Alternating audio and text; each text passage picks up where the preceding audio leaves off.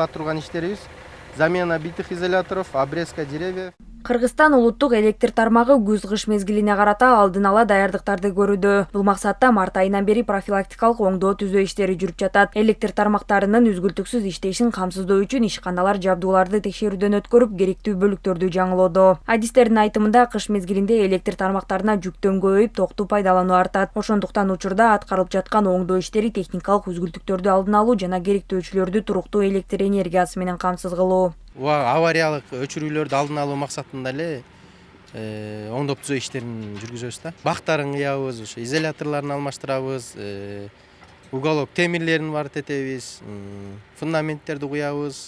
Пландуу оңдоо иштеринин алкагында 2 айда 20 линия жаңыртылган. Бирок иштин жүрүшүндө адистер бир катар тоскоолдуктарга туш болууда. Электр зымдары өтө турган 4 метр аралыкта эч нерсе курулбашы керек. Бирок көпчүлүк үй, сарай же дүкөн салып алышкан. Адистер мындай көрүнүш коопсуздукка коркунуч жаратаарын эскертишет.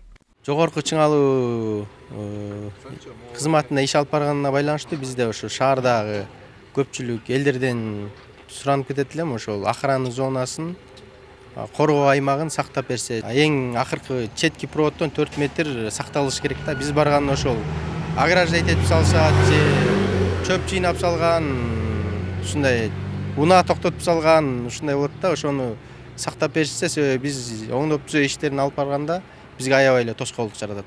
Мындан тышкары жайкы эс алуу алдында мектептерде коопсуздук боюнча түшүндүрүү иштери да жүргүзүлдү. Электр тармагындагы адистер ата-энелерге кайрылып, балдарды трансформаторлордон жана зымдардан алыс кармоого чакырууда. Өзгөчө жай мезгилинде балдар сыртта көп жүргөндүктөн кооптуу жайлардан оолак болууга чакырат. Эми да ата-энелер тарабынан дагы суранат элек, ушу балдарын ушундай жагдайларга бир көз алып турса, ушундай трансформаторго жакын барбоого. Эми биз тараптан трансформаторлорду бүт мүмкүн болушунча бардыгын жабабыз. Бул өзүбүздүн милдетибиз. Аларды замокко коюп, ограждение коюп. Эми ошолго карабай дагы болот экен ушундай случайлар. Же забордон ашып кетишет, же замокторун жулуп алат. Анан балдар үстүнө чыгып, жанагы мөмө жемиштеринде үстүнө чыгып кеткен күндөр болот экен.